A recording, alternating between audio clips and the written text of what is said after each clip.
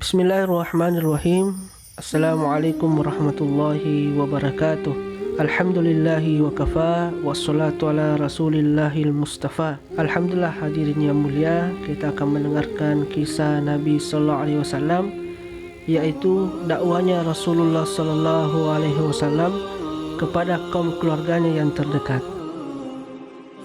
Diriwayatkan oleh Ahmad dari Aisyah radhiyallahu anha, katanya, ketika Allah Subhanahu wa taala menurunkan ayat wa anzir ashiratakal aqrabin, yang artinya berilah peringatan kepada kerabat-kerabatmu yang dekat, Rasulullah sallallahu alaihi wasallam bangkit dan bersabda, wahai Fatimah binti Muhammad, wahai Safiyah binti Abdul Muttalib, wahai Bani Abdul Muttalib, aku tidak berdaya sedikit pun untuk menolak siksa Allah yang Dia kehendaki atas kalian.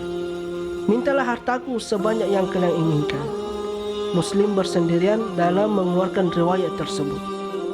Diriwayatkan oleh Imam Ahmad dari Ali radhiyallahu anhu, katanya, ketika turun ayat wa anzir ashiratakal aqrabin, dan berilah peringatan kepada kerabat-kerabatmu yang dekat, maka beliau sallallahu alaihi wasallam mengumpulkan seluruh kaum keluarganya hingga terkumpul 30 orang dalam jamuan makan itu. Mereka semua telah menikmati makanan dan minuman yang disajikan. Ali berkata bahwa Rasulullah sallallahu alaihi wasallam bersabda kepada mereka yang hadir, siapakah di antara kalian yang mau menjamin agamaku dan janjiku, dan kelak dia akan bersamaku di dalam jannah dan akan menjadi penggantiku di dalam keluargaku. Seorang laki-laki di antara mereka berkata, wahai Rasulullah, engkau adalah bagaikan lautan. Siapakah yang sanggup melaksanakan tugas ini? Kemudian beliau sallallahu alaihi wasallam mengucapkan kepada yang lain sebanyak 3 kali. Lalu Rasulullah sallallahu alaihi wasallam mengajukan permintaannya kepada seluruh ahli keluarganya. Dan Ali radhiyallahu anhu berkata, aku wahai Rasulullah. Diriwayatkan oleh Ahmad juga dari Ali bin Abu Thalib radhiyallahu anhu, katanya, Rasulullah sallallahu alaihi wasallam pernah mengumpulkan atau mengundang Bani Abdul Muttalib. Jumlah mereka kurang dari 10 orang. Mereka semua menikmati hidangan berupa sup kambing, minuman yang banyak sekali. Rasulullah SAW juga menyediakan hidangan makanan untuk mereka, dan mereka yang hadir telah memakannya hingga kenyang. Sedang makanan tersebut tetap seperti keadaan semula, seolah-olah belum disentuh atau belum dijamah oleh siapapun.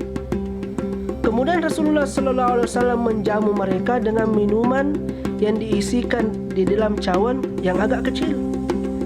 Mereka pun meminumnya hingga habis, dan minuman tersebut tetap seperti semula, seolah-olah belum terjamah atau belum diminum.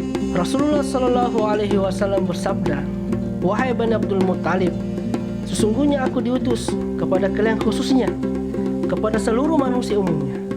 Sesungguhnya kalian telah melihat alamat ini, yaitu mukjizat Nabi Muhammad SAW, yaitu makanan yang tetap seperti semula, tidak berkurang walaupun sudah dimakan, sebagaimana yang telah kalian saksikan.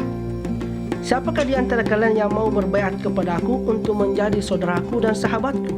Tidak ada seorang pun yang berdiri untuk menyambut seruan Nabi Muhammad SAW. Aku pun berdiri menerima ajakan beliau. Sedangkan ketika itu aku adalah orang yang paling mudah di antara mereka. Rasulullah SAW bersabda, duduklah kamu. Kemudian Rasulullah SAW menyeru lagi kepada mereka yang hadir hingga 3 kali. Dari semua suruhan itu, hanya aku yang bangkit. Tapi beliau selalu bersabda, duduklah kamu. Setelah 3 kalinya, barulah Rasulullah SAW memukulkan tangannya ke atas tanganku, tanda setuju. Demikianlah yang tercantum dalam kitab tafsir Ibnu Katsir, juz 3 halaman 350. Diriwayatkan oleh Al-Bazzar dari Ali radhiyallahu anhu, katanya, ketika diturunkan ayat wa anzir ashiratakal aqrabin, dan berilah peringatan kepada kerabat-kerabatmu yang dekat, Rasulullah SAW bersabda, wahai Ali, sediakanlah sup kaki kambing dan makanan sebanyak 1 sa', dan undanglah Bani Hashim untukku. Jumlah mereka yang berkumpul di rumah Rasulullah SAW ketika itu adalah 40 orang, atau 40 orang selain kaum laki-lakinya. Rasulullah SAW menyuruh agar makanan diambil dan dihidangkan di hadapan mereka. Mereka semua makan hingga kenyang. Ada di antara mereka yang memakan gulai kambing dengan lauknya, kemudian meminum susu yang tersedia dalam mangkuk hingga puas. Mereka berkata kepada beberapa orang di antara mereka, semua yang kita saksikan ini seperti sihir saja. Mereka melihat ternyata yang berkata demikian adalah Abu Lahab. Rasulullah SAW bersabda, wahai Ali, masaklah kaki kambing dan satu sak makanan, dan sediakanlah semangkuk besar susu. Aku pun melakukan apa yang disurahkan oleh Nabi Muhammad SAW. Mereka pun makan dan minum seperti pada hari pertama. Kemudian makanan dan minuman itu tetap tersisa sebagaimana ia tersisa pada hari pertama. Berkata lagi Abu Lahab, semua yang kita saksikan ini adalah sihir, seperti hari pertama. Rasulullah SAW bersabda, wahai Ali, masaklah kaki kambing dan masaklah satu sak makanan, dan sediakanlah semangkuk besar susu. Aku pun melakukan apa yang diperintahkan Nabi SAW. Rasulullah SAW bersabda, wahai Ali, undanglah Bani Hashim untukku. Aku mengumpulkan mereka dan mereka pun makan dan minum. Rasulullah SAW bersabda, siapakah di antara kalian yang bersedia membela aku dalam agamaku? Aku dan seluruh yang hadir di situ terdiam. Rasulullah SAW mengulangi seruannya.